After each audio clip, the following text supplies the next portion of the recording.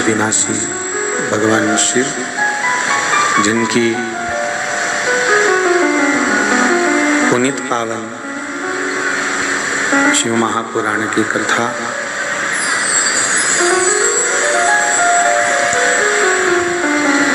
संपूर्ण विश्व के कल्याण हेतु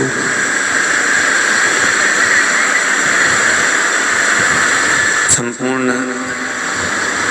जगत के उद्धार हेतु श्रवण करने का सौभाग्य बाबा देवाधिदेव महादेव की कृपा से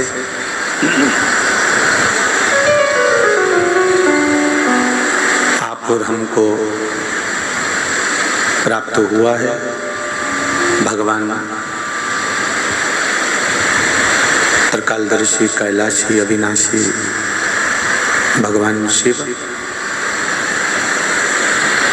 जो संपूर्ण विश्व का कल्याण करने वाले हैं, संपूर्ण जगत का उद्धार करने वाले हैं। रिटर्न बढ़ाओ बाबा। संपूर्ण जगत का कल्याण करने वाले हैं।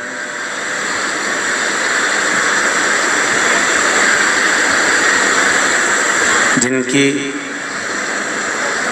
पुनीत और पावन कृपा से हिंगोली नगर में ये आनंदमय भक्ति का संचार करने वाली शिव महापुराण की कथा श्रवण करने का सौभाग्य आप और हमको प्राप्त हुआ है। कथा के मुख्य यजमान स्वर्गीय श्री दुर्गा प्रसाद जी अग्रवाल जी की स्मृति में श्री निकुंज जी, रितेश जी एवं विपुल जी अग्रवाल समस्त गांजापुर वाले परिवार द्वारा इस पुनीत पावन शिव महापुराण की कथा को आयोजित किया गया है। प्रतिदिन पूजन के यजमानों में श्री रमेश लाल कन्हैया लाल जी जायसवाल, स्वर्गीय श्री घेवरचंद जी, शिव नारायण जी दूत, इनकी स्मृति में श्री ताराचंद घेवरचंद जी दूत द्वारा श्रीमती विमलाबाई बैजनाथ जी अप्पा सराफ वाले इस पुनीत आनंदमय शिव महापुराण कथा के सहयोगी यजमान बनकर कथा का पुण्य लाभ अर्जित किया है। भगवान शिव की कृपा, उदारता, दया, करुणा जो भगवान शिव आप और हमको इस अविरल भक्ति में बैठने का मौका दिया।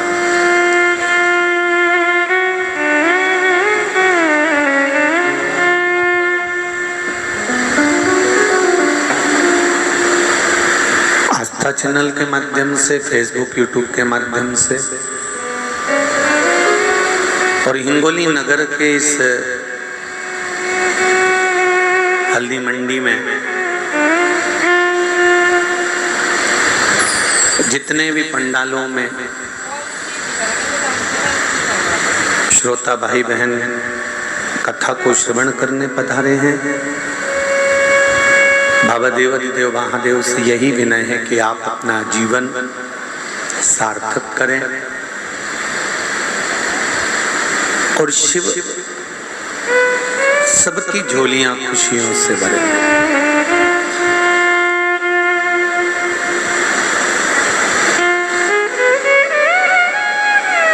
हमारा किया गया भजन, हमारा किया गया स्मरण, हमारा किया गया कीर्तन आज नहीं तो कल प्राप्त जरूर होता है, उसका फल मिलता जरूर है।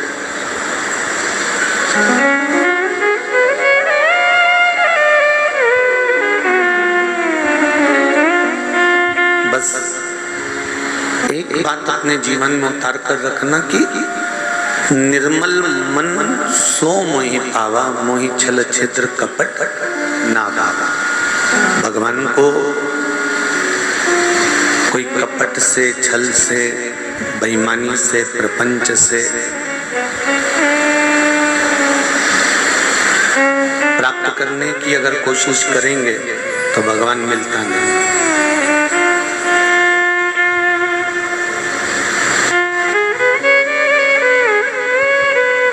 जैसे कोई गलत व्यक्ति होता है, उस गलत व्यक्ति को आप समझा के थक जाते हो, अगर वो नहीं सुधरता तो फिर आप समझाना बंद कर देते।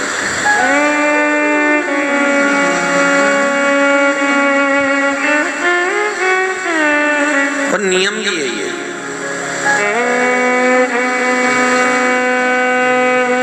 प्रेस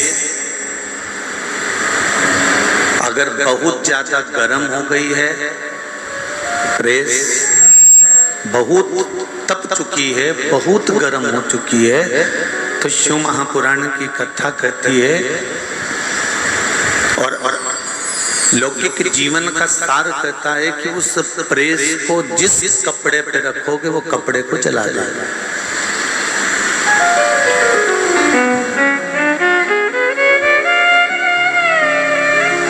बोलो री हिंगोली वाली जीजियों, सही है कि गलत है? सही है ना कि बहुत तेज अगर गर्म हो गई है, बहुत तेज गर्म हो गई है, तो उसको आप कपड़े पर रखोगे तो कपड़ा जलाएगा। अब करना क्या है? तो प्रेस जो करता है उसको मालूम है, वो बहुत समझदार होता है।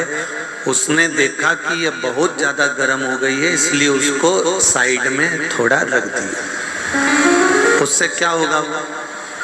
थोड़ी बोलो बोलो जम के बोलो जरा, थोड़ी ठंडी हो जाएगी। फिर थोड़ी ठंडी हो जाएगी तो वो फिर कपड़ा जलाएगी क्या?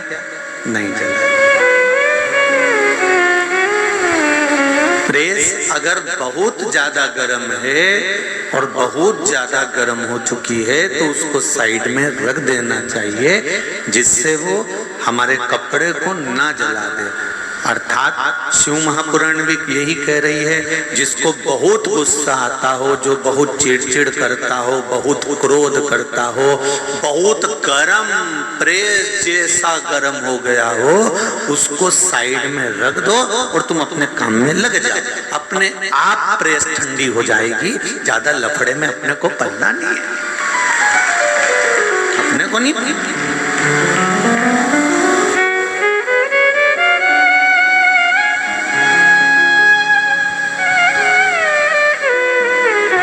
और यदि वो प्रेस बहुत गर्म है और तुम उससे कपड़े पर प्रेस करना चाहोगे या जरा सा तुमने कुछ करा और तुम्हें चोट गई या कपड़े को चोट गई तो फिर तो जलना पड़ेगा, और जल गया तो वो प्रेस तो ठंडी हो जाएगी, पर तुम्हारे को जो घाव लगा है वो 15-20 दिन तक ठीक होने वाला नहीं है। और जो कपड़े पर जल गया है वो कभी मिटने वाला है क्या? नहीं। चाहे तुम कितना साबुन लगा लो, कुछ भी लगा लो, थेगड़ा लगाओगे तो थेगड़ा भी दिखेगा, कपड़ा लगाओगे थेगड़ा तो थेगड़ा भी दिखेगा। तो इसलिए निवेदन करा कि जब प्रेस बहुत गर्म हो, जब प्रेस बहुत तेज गर्म हो तो उसको चतुर लोगों की तरह, जैसे जो प्रेस करता है उसको मालूम है कि ये बहुत गर्म हो गई है, इसलिए उसको उठाकर साइड में रख दिया। जो व्यक्ति बहुत चिड़चिड़ करता हो, बहुत क्रोध करता हो, बहुत गुस्सा करता हो, उस समय पर हमको प्रेस जैसी समझदारी रखना चाहिए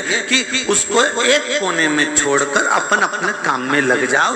थोड़ी देर बाद जब वो ठंडी हो जाए उसके बाद में उठा के फिर भले तुम प्रेस कर लो, फिर भले तुम अपना काम करवा लो। उसके बाद तुम बोलोगे कि दूध की थैली ले आओ तो ले आएगा, पर गुस्से में तुमने कह दिया तो फिर वो दिक्कत कर जाएगा, फिर तो वो जल गए तो फिर जल गए।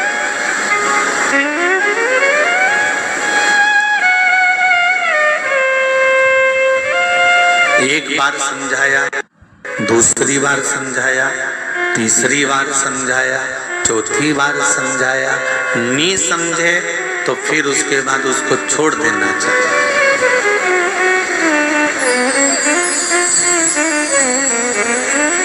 कोई गलत व्यक्ति होता है ना, जिसका काम गलत करने का होता है, उसको कितना भी समझा लो, फिर हमारे यहाँ एक देसी भाषा में कहते हैं कि लातों के भूत वारे हिंगोली वालों। गजब कहावत तो तुम लोगों को बहुत याद है, होना भी चाहिए। फिर एक सरल भाषा में कह देते हैं कि लातों के भूत बातों से नहीं मानते, इनको फिर बात समझ में आती नहीं। जो बहुत गलत गंदा है, गलत है, उसको समझा कर थक गए, वो नहीं मानता तो उसको फिर मानने के लिए कोई बात हो ही नहीं सकती।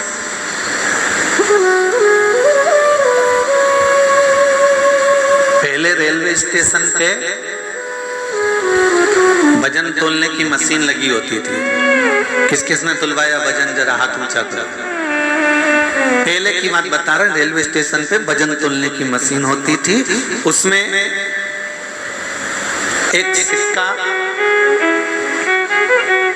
सिक्का जो होता था ना, वो सिक्का डालते थे और मशीन पे खड़े होकर जैसे ही सिक्का डाला और उस सिक्के को डालते से कितना बड़ा कागज का टुकड़ा निकल के आ गया और उसमें लिखा होता था 40 किलो, 42 किलो, 50 किलो, 60 किलो, जितने किलो के अपन है उतने किलो के लिखा था।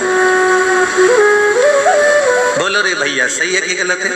भाई लोग भी बोले सही है ना, कि वो एक का सिक्का डाला और तुम्हारा वजन 50 kilo, 40 kilo, 30 kilo, 32 kilo, 60 kilo लिखा हुआ बाहर। अब तुमने सोचा बेचारे रेलवे स्टेशन वालों ने, बेचारा किसी गरीब ने ये वजन तोलने की मशीन रखी है, एक काम करता हूँ इसमें मैं 100 रुपए डाल देता हूँ तो बेचारे का भला हो जाएगा। अब तुमने वो 100 रुपए डाले तो वो वजन की पर्ची बाहर आई क्या? बोलते जाओ जल्दी। नहीं,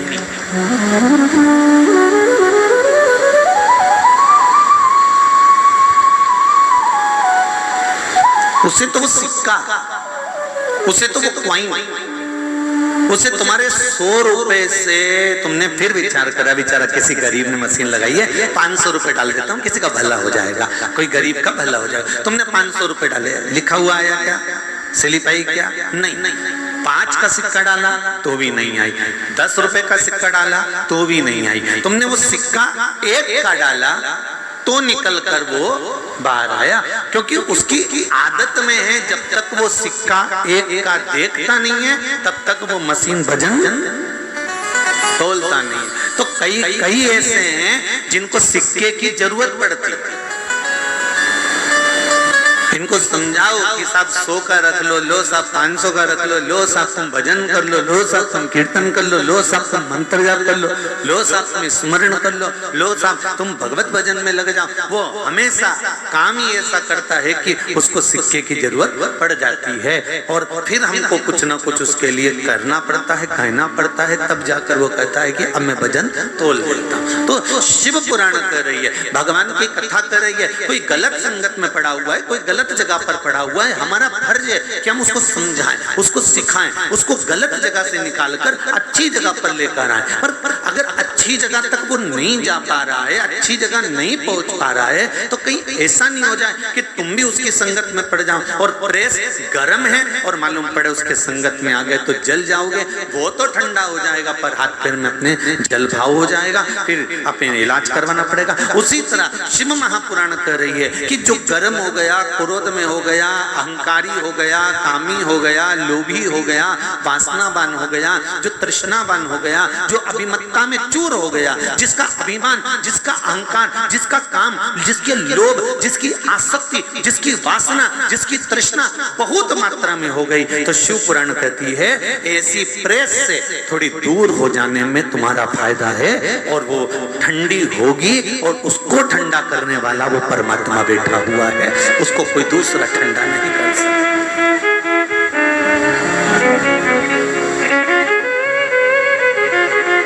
आप उससे थोड़ा सा दूरी बना लीजिए। देव ऋषि नारद को कामदेव को जीता तो अहंकार आ गया था। भगवान शंकर के पास देव ऋषि नारद ने जाकर कह दिया था जिसको आप नहीं जीत पाए उसको मैंने जीता है। शंकर भगवान मन में समझ गए थे प्रेस गर्म हो गई है, अब इस प्रेस को ठंडा होने के लिए थोड़ा समय लगेगा। अहंकार जब व्यक्ति का आ जाता है, अभिमान जब व्यक्ति का आ जाता है, अहम जब व्यक्ति के सिर चढ़कर बोलने लगता है, तब समझ लो कि ये अब गर्म हो गई है, अब इसको ठंडा होने के लिए समय लगेगा और इसको ठंडा करने के लिए किसी ना किसी चीज की जरूरत पड़ेगी। कहीं पंखा चला दो, एसी चला दो, थोड़ा ठंडा कर दो। तो भगवान शंकर ने नारद जी से शब्द नहीं कहा, नारद जी से केवल इतना कहा कि आपने अगर कामदेव को जीता है तो ये बात आप किसी से कहना मती, निवेदन है। पर नारद जी माने नहीं, भगवान विष्णु से कह दिया। भगवान विष्णु ने नारद जी जैसी प्रेस को भी ठंडा कर दिया।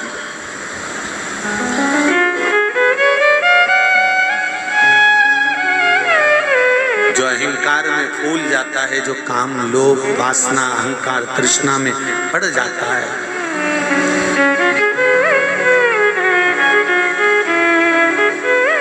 वो फिर समाप्त हो जाता है। कई लोगों की आदत रहती है डॉक्टर को बिना दिखाए मेडिकल से दवाई लाए और खा ली।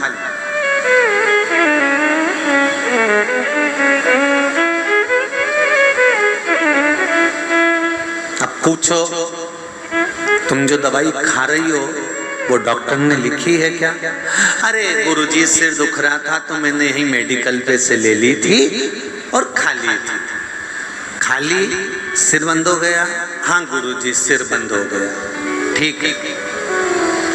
अब तुमने बिना डॉक्टर को दिखाए, बिना गोली लिखाए तुमने मेडिकल से खरीद कर खा तो ली, उस गोली ने तुम्हारा सिर भी बंद कर दिया। पर वो गोली कौन सी थी, किस किस कंपनी की थी, किस किस पावर की थी, और उसने तुम्हारी किडनी पर और लीवर पर कितना इफेक्ट करा, ये कुछ समय के बाद मालूम पड़ेगा। जब कोई बड़ी बीमारी से तुम ग्रसित होगे तब डॉक्टर के पास जाओगे और डॉक्टर से कहोगे मेरे को बीमारी, हम तो हमारा तो खान पीन शुद्ध है, हम तो बढ़िया, हम तो रोटी सब्जी खाने वाले, कभी हमने प्याज नहीं खाया, लहसुन नहीं खाया, कभी गलत काम नहीं करा, कभी गलत चीज नहीं खाई, हम तो होटल कभी नहीं खाते, हम तो कभी बाजार जाकर नहीं खाते, फिर हमको ये किडनी लीवर खराब कैसे हो गया? तो डॉक्टर ने पूछा ये बताओ, जब तुम्हारा सिर दुखता था, जब तुम्हारा पेट दुखता था, जब तुम्हारा पांव दुखता था, जब तुम्हारा हाथ पैर दुखता था, तुम्हारी कमर दुखती थी, तो तुम मेडिकल पर चले जाते थे, गोली लेकर आ जाते थे। किसी डॉक्टर से लिखवाया था? अगर डॉक्टर से लिखवाते तो डॉक्टर सोच कर एक गोली नहीं देता, 3 गोली 4 गोली बना कर देता कि इस गोली को खाने से साइड इफेक्ट ना हो, इसको खाने से ये दब जाए, इसको खाने से ये दब जाए। और 4 गोली, आपका दर्द एक है सिर का, पर डॉक्टर लिखता है 4 गोली। लोग समझते हैं डॉक्टर 4 गोली क्यों लिखता है, इसमें तो अक्ल ही नहीं है। पर समझने वाली बात है कि वो किडनी पर, लीवर पर इफेक्ट ना पड़े, इसलिए वो 3 या 4 गोली का लेवल बनाकर उसको बराबर कर कर लिखता है। पर हम अपने आप को चतुर बनकर बिना लिखी गोली को बस गए मेडिकल से खरीदा और खा गए, बाद में किडनी और लीवर बाद में डैमेज। अब सोच रहे हैं हमारा तो खान पीन शुद्ध है, हम तो अच्छे, फिर ये बीमारी।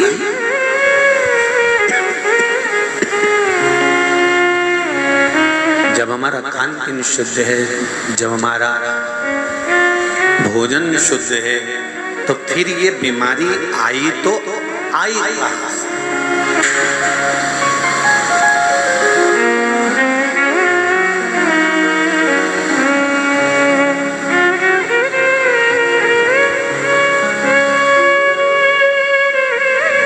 किस जगह से ये बीमारी पक आई है? तो कहा इसने बिना डॉक्टर के लिखे हुए गोली को खाना। और हमारी भी आदत है, हम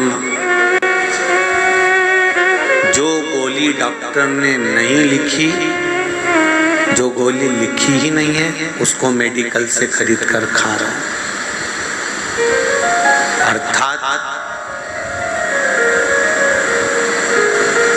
वेद व्यास जी ने जो लिखा हमारे शास्त्रों में, वेद व्यास जी ने जो, वेद व्यास भी डॉक्टर से कम थे क्या? वेद व्यास जी और हम मरीज से कम है क्या? वेद व्यास जी ने जो लिखा, तुलसीदास जी ने जो लिखा, वेद व्यास जी और तुलसीदास जी ने जो लिखा है, हमारे शास्त्रों में जो वर्णन किया, हमने उसका स्मरण नहीं किया।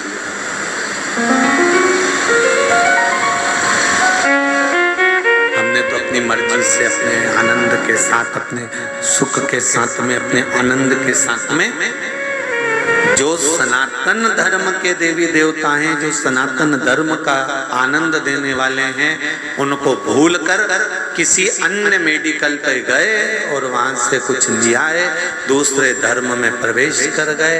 और उस धर्म में प्रवेश कर कर तुमने सोच तो लिया कि हमको फायदा हो गया, पर शास्त्र कहता है ये सनातन धर्म से अगर हटकर करा है, वेद व्यास जी ने लिखा ही नहीं और तुमने वो गोली खा ली, तो उसका कोई मतलब नहीं, उसका कोई सार्थत्व नहीं। आप शंभू शंभू आप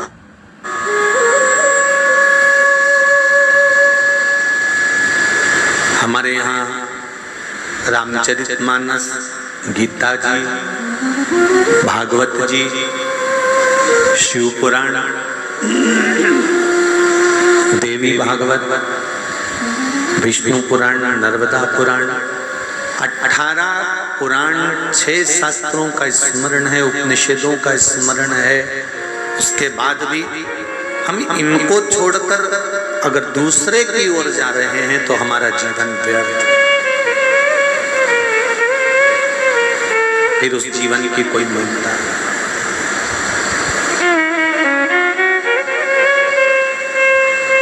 मैंने तेरे ही भरोसे ओ बाबा, तेरे ही भरोसे हवा में उड़ती जाऊंगी बाबा, डोर तो छठी कटी जाऊंगी, भोले मेरी पतन, शंभो मेरी पतन।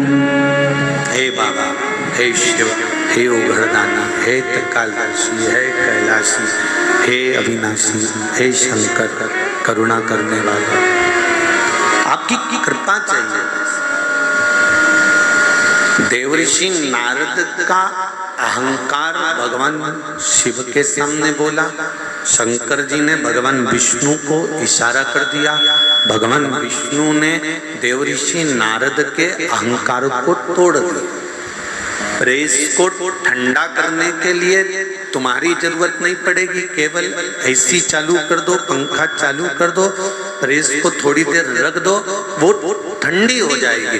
उसी तरह देवऋषि नारद को ठंडा करने के लिए भगवान विष्णु की जरूरत पड़ी, और भगवान विष्णु ने ऐसे ठंडा नहीं करा, एक सुंदर आनंदमय स्वयंवर की रचना करी, और उस स्वयंवर में नारद जी बैठे और बंदर का मुख बना दिया। तब इनका अहंकार समाप्त हुआ कि मैं सुंदर ही नहीं।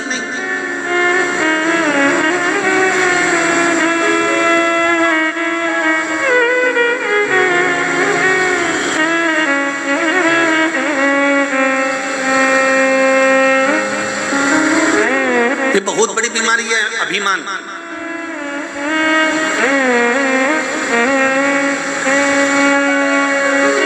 एक बात कहना चाहेंगे, अच्छी लगे तो आप अपने जीवन में रख लेना, नहीं लगे तो यहां से जाते जाते कहीं पे चौराहे पे पटक देना।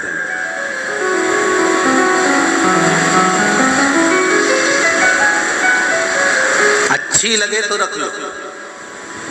हम तो सीधी सीधी बात करते हैं, कथा में भी मन लगे तो बैठो, नहीं तो इतनी सारी बात, चौराहे से लेके यहाँ तक मंडी में दुकान ही दुकान लगी हुई है, और तुम्हारे पर्स में पैसा है, चाट खाओ और अपने घर पे जाके प्राण खाओ। यहाँ काय है?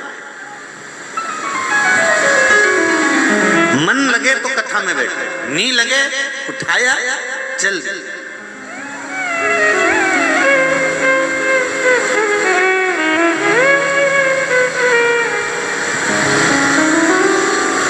वैसे तो सभी लोग कथा सुनने के लिए आते हैं,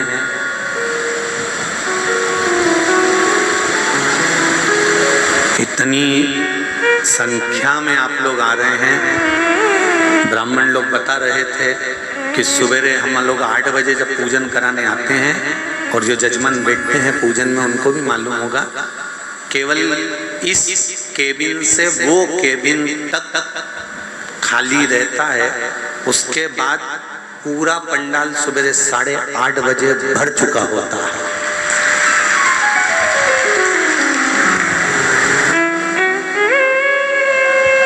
अब 8:30 बजे से अपनी जगह पर बैठना, जरा हिसाब लगाओ जरा, और कथा पूरी हो जाती है सुबह 8:30 बजे। आप तो सो के भी नहीं उठे होंगे, ना मुंडा और चाय पी रहे होंगे, और ये स्नान करके और अपने अपने घर से निकल के गाड़ियां भराकर ट्रेन में भरकर और यहाँ पहुंच जाते हैं।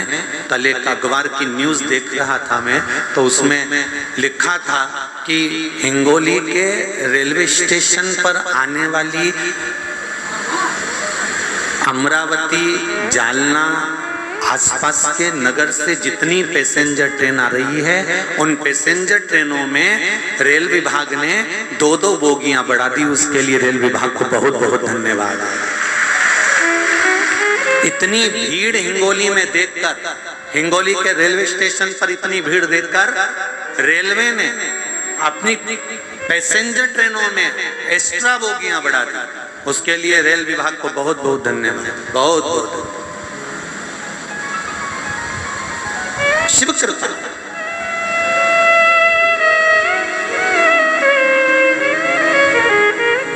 कितनी आस लेकर, कितना विश्वास लेकर, कितना भरोसा लेकर, और हम आपसे भी कहेंगे, यहाँ से जब जाया करो, यहाँ से तुम जाओ, जो ट्रेन से आए हैं वो अपने हिसाब से, जो गाड़ियों से आए हैं अपने हिसाब से। हम रोज प्रतिदिन इस व्यासपीठ से, हमने परली बैजनाथ में ये बात बार बार नहीं बोली, पर 2 दिन से आपने सुना होगा, इस व्यासपीठ से 2 दिन से कथा छूटने पर कहते हैं कि अपनी गाड़ी धीरे से निकालना, अपनी गाड़ी धीरे से ले जाना। बोलो, बोलते कि नहीं बोलते? तो हो सकता है मेरा शंकर इस वाणी से निकलवा रहा, मेरा शिव इस वाणी से निकलवा रहा है। 2 दिन ये बात हमने परली बैजनाथ में एक बार भी नहीं बोली कि अपनी गाड़ी धीरे निकालना, अपनी गाड़ी धीरे चलाना, अपनी गाड़ी को स्लो चलाना, धीरे से निकालना। ये बात हमने परली बैजनाथ की एक दिन भी कथा में नहीं बोली। पर इस व्यासपीठ से पीछे बैठा हुआ मेरा देवाधिदेव महादेव किसी कारण से निकलवा रहा होगा, इसलिए बारंबार 2 दिन से लगातार कह रहे हैं कि अपनी गाड़ी स्लो चलाओ, आराम से निकालो, धीरे से निकालो। कारण क्या है? शंकर जी क्यों व्यासपीठ से निकलवा रहा है, ये शिव ही जान सकता है और शंकर ही जान सकता है। अब उस पर तुम नहीं अमल करो तो उसके बाद तुम्हारी मर्जी। थोड़ी सावधानी रखिए, जाने में भी, आने में भी, भगवत स्मरण में भी, कीर्तन में। आपका किया गया भजन, स्मरण, कीर्तन, मंत्र जाप सुख दे, उससे बढ़कर कोई आनंद नहीं।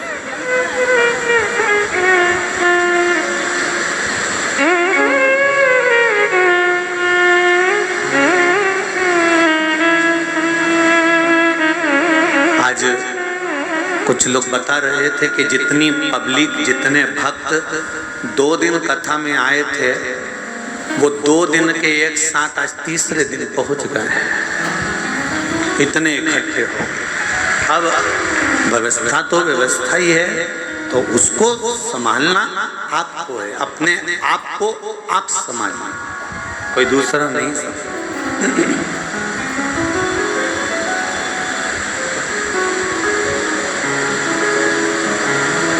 महाराज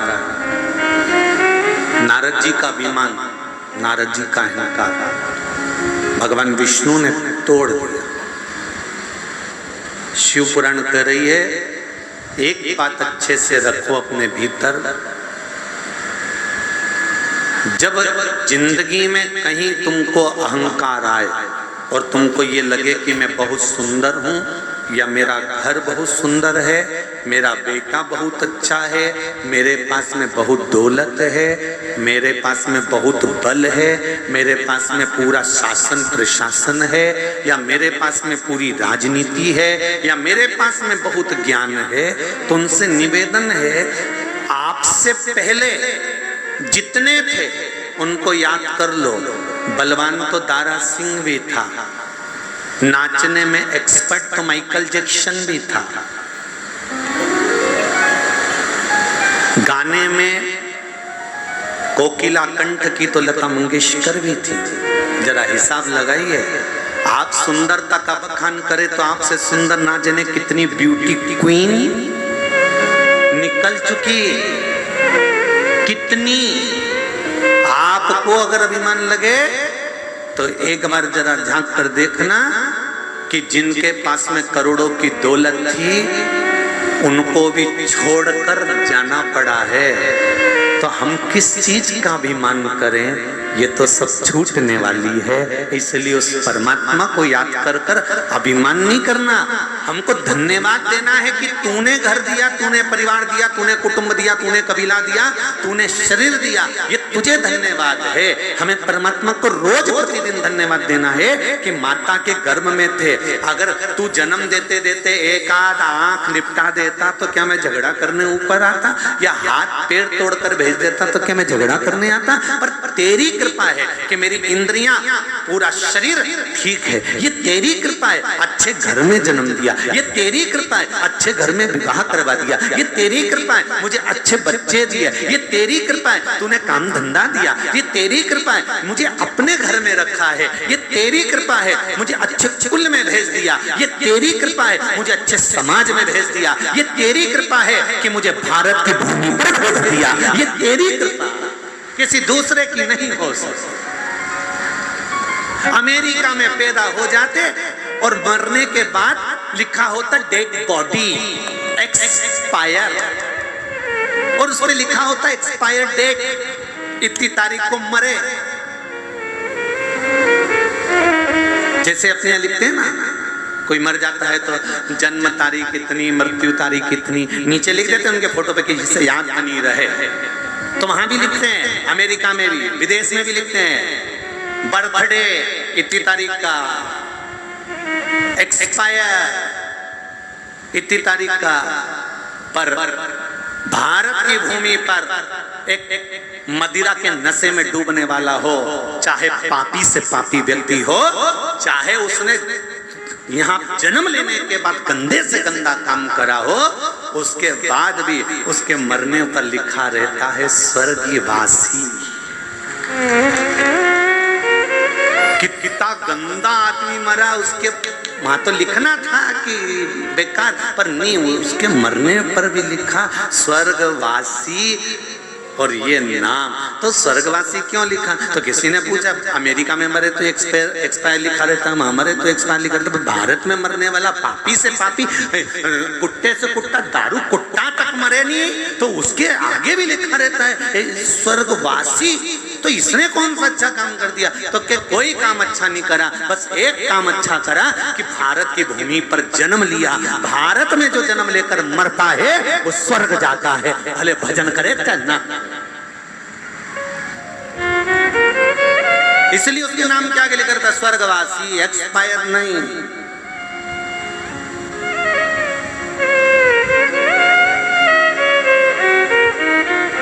अगर अभिमान आए, थोड़ा सा अहंकार आ जाए, थोड़ी सी अभिमतता आ जाए, थोड़ा धन का वैभव का अभिमान आ जाए, थोड़ी काया का अभिमान आ जाए, तो देख लेना दूसरों को भी एक बार क्या स्थिति है, अच्छे से देख लेना। या फिर जो पुराने पहले के जो हीरो हीरोइन हैं कितने सुंदर दिखते थे, अब उनको देखना कुर्सी पे बिठाने के लिए भी दो आदमी उठा के धरते हैं। पहले उनको बत्ती सी फंसाना पड़ती है तब कुछ बोल पाते हैं। जरा विचार करिएगा कि किस बात का अहंकार कर कर बैठे हो, किस अभिमतता में जी रहे हो, किस अहंकार में जी रहे हो। अगर मीराबाई से पूछा, मीराबाई तू किस बात का अभिमान करती है? मीरा कहती है मेरो एक बड़ोरे अभिमान की मेरा गुरु समर्थ है। मीराबाई कहती है अभिमान करना तो गुरु के ऊपर करना, जिस गुरु ने मुझे भाव से पार लगा दिया, ऐसा गुरु अगर जीवन में मिले तो मनुष्य कर जाए। मीराबाई कहती है मुझे अभिमान अपने गुरु का है, और जनाबाई कहती है मुझे अभिमान अपने गुरु नामदेव जी का है। नामदेव जी कहते हैं मुझे अभिमान अपने गुरु का है। रामकृष्ण परमहंस कहते हैं मुझे अभिमान अपने गुरु का है। स्वामी विवेकानंद कहते हैं मुझे अभिमान अपने गुरु का है। जीवन में जन्म लेने के बाद अभिमान करना तो अपने गुरु का करना कि मेरे गुरु ने मुझे भाव से पार उतार दिया, मेरे गुरु ने मुझे मंत्र दिया, स्मरण दिया, पूजा बताई, अर्चना बताई, स्मरण कराया, कीर्तन कराया और भाव से पार उतार दिया। ये अभिमतता हो तो गुरु की हो कि मेरे गुरु ने मुझे पार लगा, मेरी नहीं कि मेरे पास गाड़ी है, मेरे पास बंगला है तो मेरे अनुसार गुरु जी चलेंगे। नहीं नहीं नहीं नहीं, हम गुरु के अनुसार चलेंगे।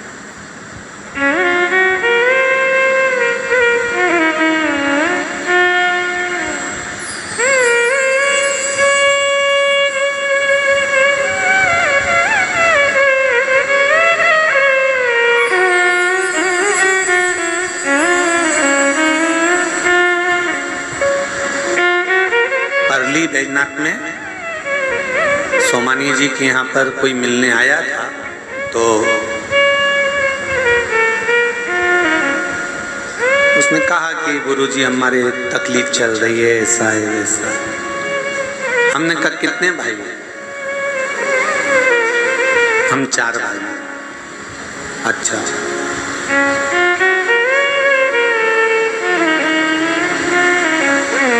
सब एक साथ रहते हैं कि अलग अलग रहते हैं? सब अलग अलग रहते हैं।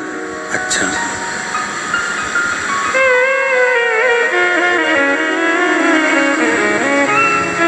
मम्मी पापा किसके साथ रहते हैं?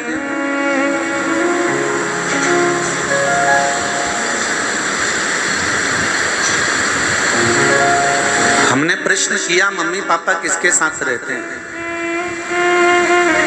उस उत्तर को सुनोगे तो शायद आपकी खुशी का ठिकाना नहीं रहेगा। मम्मी पापा 4 में से किसके पास रहते हैं? तो वो लड़का कहता है मैं मम्मी पापा के पास रहता हूं।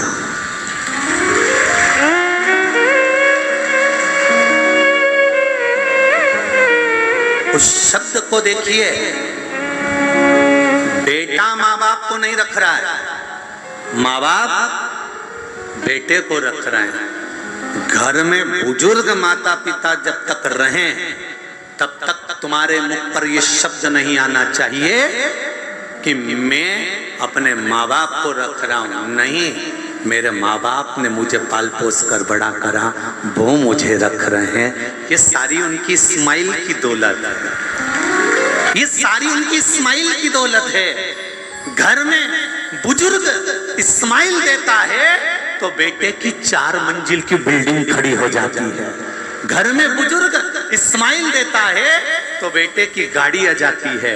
घर में बुजुर्ग स्माइल देता है तो बहू की संतान से गोद भर जाती है। घर में बुजुर्ग स्माइल देता है तो घर में खुशियां आ जाती है। और जिस घर में बुजुर्ग की आंखों में आंसू आ जाते हैं, उसको नष्ट होने में ज्यादा साल नहीं लगते, नीचे आ जाता है, डाउन।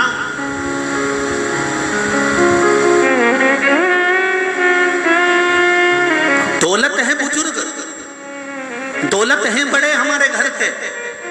कई लोग कहते हैं हमारी मम्मी पक्षपात करती है, हमारे पिताजी पक्षपात करते हैं, वो हमको अपशब्द कहते हैं, वो हमको गाली देते हैं। पक्षपात करते हैं ना, हो सकता है सोने को जितना तपाया जाता है उतना निखार आता है। सुनार उसको कूटता है, पीटता है, तपाता है, फूकनी से फूक मारकर उसको जलाता है, काला तक कर देता है। पर सुनार को मालूम है कि मैं अभी पीटूंगा, अभी मारूंगा, अभी इसको तारूंगा, जब ये बिकेगा बाजार में तो इसकी कीमत बढ़ जाएगी। एक मार्बल का टुकड़ा मंदिर में फर्श में लगता है, तुम्हारे यहीं के मंदिर में जाकर देखना, कहीं के भी पत्थर में भी मार्बल, पांव के नीचे भी मार्बल लगा है। और जो मूर्ति भगवान नारायण की, लक्ष्मी की, विष्णु की, दत्त की जो मूर्ति सामने है वो भी मार्बल की है। बोलो सही है कि गलत है? मार्बल जमीन में भी लगा, मार्बल मूर्ति में भी लगा। एक ही मार्बल, एक ही खदान का, एक ही दुकान का, जमीन में भी लगा है और मंदिर में भी रखा है। बस अंतर इतना था, मार्बल जब खदान में से निकलता है तो प्रत्येक मूर्ति बनाना वाला प्रत्येक खदान के पत्थर की मूर्ति बनाना चाहता है। क्यों? मूर्ति की कीमत ज्यादा मिलती है, जमीन पर लगने वाले फर्श की कीमत कम मिलती है। तो प्रत्येक मूर्ति बनाने वाला मूर्ति बनाना चाहता था। उसने पत्थर निकाला, निकालकर तराशना प्रारंभ करा। उसने जो हथौड़ी मारना प्रारंभ करी, पत्थर टूट कर गिर गया। उसने कहा इसकी मूर्ति नहीं बन सकती, इसको पांव के नीचे लगवा दो। तो जमीन पर लगाया गया। जिसको तराशा गया, जिसने चोट को सहन करा था, हथौड़ी को सहन करा था, जो चोट सहन करता गया वो मंदिर में बैठकर पूजा गया, वो भगवान बनकर पूजा गया। जो चोट सहन नहीं कर पाया वो जमीन पर रखा गया, उस पर लोगों ने थूका, गालियां दी, पत्थर रखाया, लात रखाई, जूता रखाया, उस पर किसी ने पूजन नहीं करी, उस पर लात रख कर गए हैं। बस माता पिता अपशब्द कह रहे हैं, माता पिता ताने दे रहे हैं, माता पिता गालियां दे रहे हैं, माता पिता पक्षपात कर रहे हैं, उनको करने दो। हो सकता है वो तुमको तपाएंगे, इतना तपाएंगे, इतना तपाएंगे कि सोने जैसा निखार देंगे। आज नहीं तो कल तुम खुद देखना, जिसको माता पिता ने अपनी वसीयत दी थी वो रो रहा होगा, और जिसको माता पिता ने नसीहत दी थी वो उन्नति पर चढ़ रहा होगा। जिसको वसीयत दी थी उसका लड़का फूल गया, अरे पापा दादी ने मुझे बंगला दे दिया, अरे पापा दादाजी ने मुझे ये दे दिया। पैसा पैसा देख के छोरे ने डब्बा खेल लिया, शेयर मार्केट में लगा दिया, दोस्तों के साथ जुए में बैठ गया, मांसाहार में बैठ गया, वेश्यावृत्ति में बैठ गया, सारा नाश मिला दिया। जिसको वसीयत मिली थी वो आज भी रो रहे हैं, और जिनको नसीहत मिली थी वो आज खुशी की जिंदगी जी रहे हैं, क्योंकि उनकी औलाद को कुछ नहीं मिला पर संस्कार। दादी की सेवा करना, पापा दादी तो मुझे पूछती तक नहीं, कोई बात नहीं, पानी पिला करा, दवाई दे करा, जा डॉक्टर को दिखाया। पापा तो ताऊ जी का लड़का भी तो है, उसके पास तो गाड़ी है, अपन क्यों जा? बेटा माँ है ना, दादी है ना, अपने पास कुछ नहीं है, जा साइकिल पे बिठा कर ले जा, जा गोदी में उठा कर ले जा, जा दादी को दिखा करा, जा दादाजी का हाथ पकड़ कर जा। उसने इनको नसीहत दी है, और वो नसीहत इतनी फली कि ऐसी मंडी में उनका व्यापार आज भी चल रहा होगा। जिनको नसीहत मिली वो आज भी ठाठ से जी रहा होगा, और जिनको वसीयत मिली, प्रॉपर्टी मिली, जमीन मिली, जायदाद मिली, मालूम पड़े कर्जे में इतने लदालू हो गए कि सब बेच कर जाना पड़ा होगा, दूसरे गांव में जाकर शिफ्ट होना पड़ा होगा। अंतर है नसीहत और वसीयत में। थोड़ा जरूर तुम्हें सियोर वाले महाराज की बात बुरी लगती होगी, लग जाए, उसमें कोई दिक्कत वाली बात नहीं है। अगली बार हिंगोली मत बुलाना, हम जबरदस्ती आ जाएंगे, उसमें कोई टेंशन नहीं, उसमें चिंता मत करो। पर सुधार के थोड़ी बहुत तो अपनी जिंदगी में, वो कहते हैं ना 300 ग्राम खाना खाओ तो 30 बूंद खून बनता है। कितना? जम के बोलो। 30 बूंद खून। 200 ग्राम खाना खाओगे 20 बूंद खून बनता है। तो कहा इतना सारा खाया था, वो गया कहाँ? तो कि जो खाया था वो तो भ्रष्टा में चले गया, वो तो गंदगी में चले गया। बचा कितना? कि 30 बूंद खून बचा। 30 बूंद खून बचा। अब 30 बूंद खून में से भी 1 बूंद खून तुम्हें ताकत देता है, जिससे तुम्हें एनर्जी मिलती है और तुम चल फिर सकते हो। तो 300 ग्राम खाने से 30 बूंद खून बना। 30 बूंद खून से 1 बूंद ताकत बनी और वो ताकत तुमको चलाती है। उसी तरह 3 घंटे की कथा में से 3 मिनट की कथा समझ आई। 3 मिनट की कथा में से 1 मिनट की भी अगर यहाँ लग गई तो जिंदगी सवर गई। बस हो गया कल्याण। 1 मिनट की भी अगर लग गई बस बहुत। लगन तुमसे लगा बैठे जो होगा देखा जाए। 1 मिनट की भी अगर लग गई तो बहुत। और कई लोग कह ही देते हैं बात बात में, अब तो दिल में लग गई रे बाबा। जब भाइयों का झगड़ा हो या परिवार में झगड़ा हो तो कहते हैं हमारे दिल में लग गई, अब तो मैं बिल्कुल बात ही नहीं करूंगा। क्यों रे? तुम्हारे दिल में लगे तो तुम बात बंद कर दो। यहाँ इतनी पत्थर मार के तो तुम क्यों नहीं फिर भजन कर लो? किन्नी महाराज ने दिल में लगा दी, अब तो मंदिर जाऊंगा चाहे कुछ भी हो जाए, तो कीर्तन करूंगा। जरा सा झगड़ा होता है ना माताओं का, सबसे पहले खाना बंद करती है, मेरे को तो खाना खाना ही नहीं है। और शिव पुराण कहती है जितना झगड़ा हो उतनी रोटी ज्यादा खाओ, क्योंकि एनर्जी भी तो चाहिए झगड़ने के लिए। बोल तो जरा, तो बल कहाँ से लाओगे? इसलिए झगड़ा जितना ज्यादा हो, रोटी, नारियल पानी, सूप, जूस अच्छा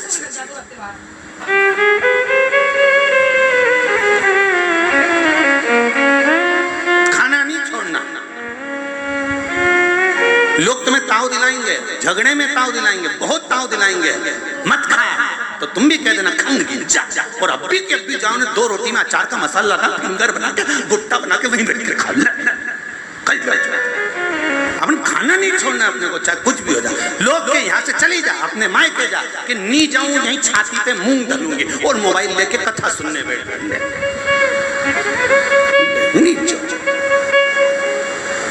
क्यों जाए?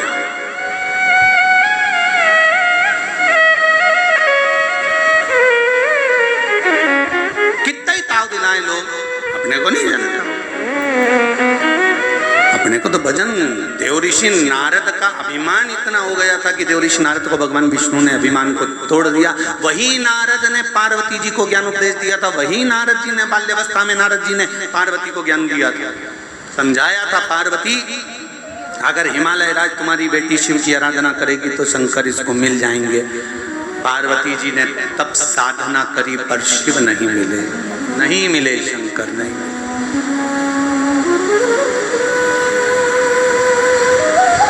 बहुत तप करा माता पार्वती ने, बहुत साधना करी। शंकर भगवान मगर बनकर आए, साधु बनकर आए, ऋषि बनकर आए। शिव जी ने बारंबार परीक्षा ली पर पार्वती जी के सम्मुख में शिव नहीं आए, प्रकट नहीं।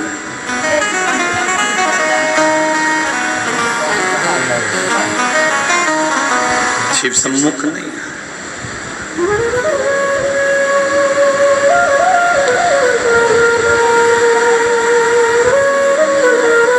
हृदय चित्त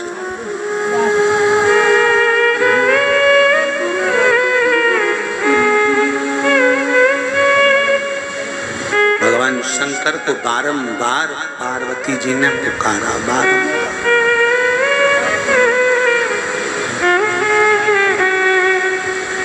बारंबार।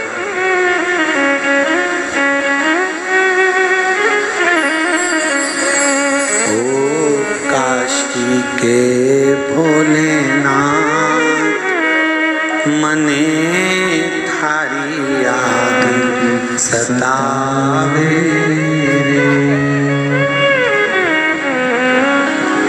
खींच क्या ना रोके भोलेनाथ। ज्ञान रोके भोलेनाथ मने थारी याद सतावे ओ काशी के भोलेनाथ मने थारी याद सतावे ओ काशी के भोलेनाथ मने थारी याद सतावे हिचकाना रोके भोलेनाथ हिचकाना रोके भोलेनाथ मने थारी याद सतावे ओ काशी के भोलेनाथ मने थारी याद सतावे। बड़े भाव से आनंद से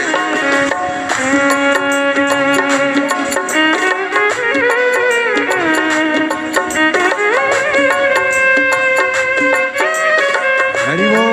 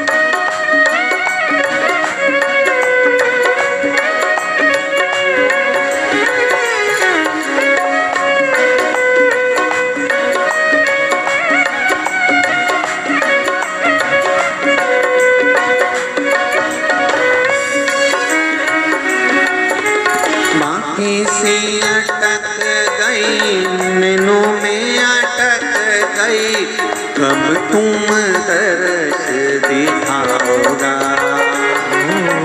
बाकी से अटक गई नैनों में अटक गई कब तुम दर्श दिखाओगा बाकी से लटक गई नैनों में अटक गई कब तुम दर्श दिखाओगा बाकी से अटक गई नैनों में अटक गई कब तुम दर्श दिखाओगा इतना अंधेरे भोलेनाथ अब मीर ना बंधेरे भोलेनाथ मने थारी याद सतावे ओ काशी में भोलेनाथ मने थारी याद सतावे।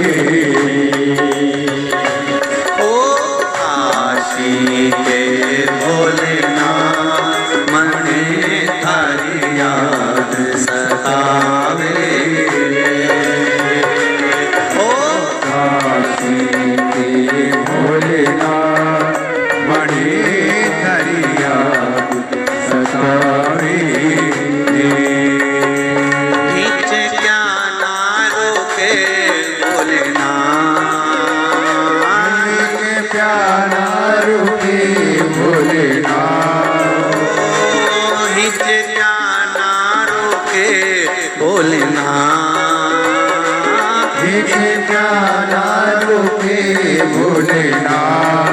मन में थारी याद सतावे थे, ओ काशी के भोलेनाथ मने थारी याद सतावे। आओ आओ जी मारा भोलानाथ। आओ आओ जी मारा भोलानाथ। आओ आओ जी मारा भोलानाथ। आओ आओ जी मारा भोलानाथ। मन में थारी याद सतावे, ओ काशी के भोलानाथ मने थारी याद सतावे। जय हो। हरि बोल।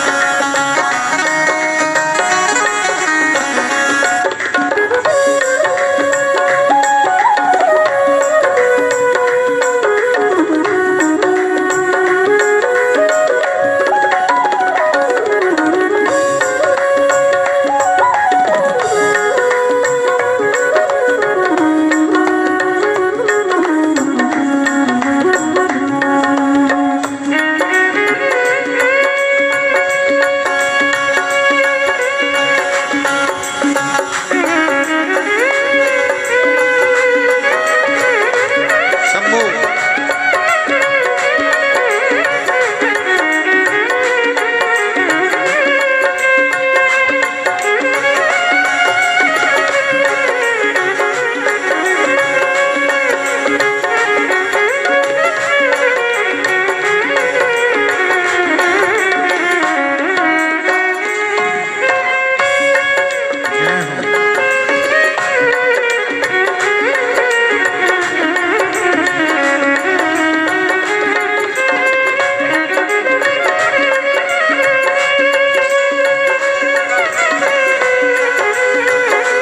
जय हो।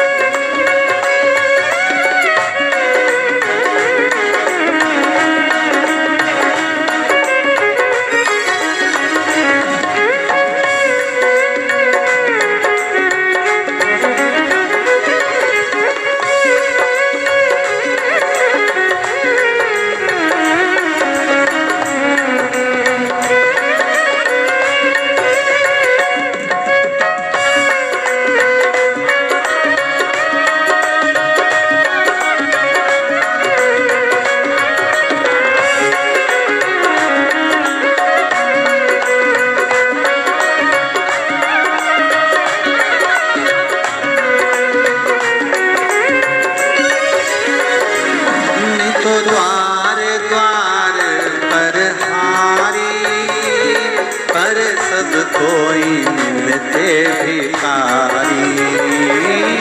द्वार द्वार बलिहारी पर सब कोई मिलते भिखारी। मैं तो द्वार द्वार पर हारी, पर सब कोई मिलते भिखारी। मैं तो द्वार द्वार बलिहारी पर सब कोई मिलते भिखारी। एक दाता मारा भोलानाथ, मन में थारी याद सतावे। एक दाता मारा भोलानाथ, मने थारी याद सतावे। तुम काशी छोड़ो भोलानाथ, छोड़ो भोलानाथ, तुम काशी छोड़ो भोलानाथ, तुम काशी छोड़ो भोलानाथ, मने थारी याद सतावे, ओ काशी के भोलानाथ, मने थारी याद सतावे, ओ काशी के भोलेनाथ, मने थारी याद सतावे, आओ आओ जी मारा भोलानाथ, आओ आओ जी मारा भोलानाथ, आओ आओ जी मारा भोलानाथ, आओ आओ जी मारा भोलानाथ, ओ हिंगोली आओ जी आओ भोलानाथ, हिंगोली आओ जी आओ भोलानाथ, मने थारी याद सतावे, ओ काशी के भोलानाथ, मने थारी याद सतावे, ओ काशी के भोलानाथ, मने थारी याद सतावे, ओ काशी के भोलानाथ, मने थारी याद सतावे, ओ काशी के भोलानाथ, मने थारी याद सतावे, थारी याद सतावे, मने थारी याद सतावे, थारी याद सतावे, मने थारी याद सतावे, आर आर महादेव तुम काशी छोड़ो भोलानाथ, तुम काशी छोड़ो भोलानाथ, मने थारी याद सतावे, मेरे दुखड़े मिटाओ भोलानाथ, मेरे दुखड़े मिटाओ भोलानाथ, मने थारी याद सतावे, भगवान शिव से किया गया निवेदन, अनुमोदन, प्रार्थना चित्त को आनंद प्रदान करने वाली, चित्त से आनंद से भगवान की भक्ति जो करी जाती है उसका सुख ही दूसरा। शिव महापुराण के मूल मंत्र का स्मरण करेंगे, बाबा से अपने दिल की बात कहेंगे। पहले भी कथा में कहा, जब शिव महापुराण का मूल मंत्र श्री शिवाय नमस्तुभ्यं बोला जाए, आप भी बाबा से कहकर अपने दिल की बात उससे कह दो कि मेरा ये बाबा भाव है, आप पूर्ण करिए, सुनेगा। श्री शिवाय नमस्तुभ्यं, श्री शिवाय नमस्तुभ्यं, श्री शिवाय नमस्तुभ्यं, श्री शिवाय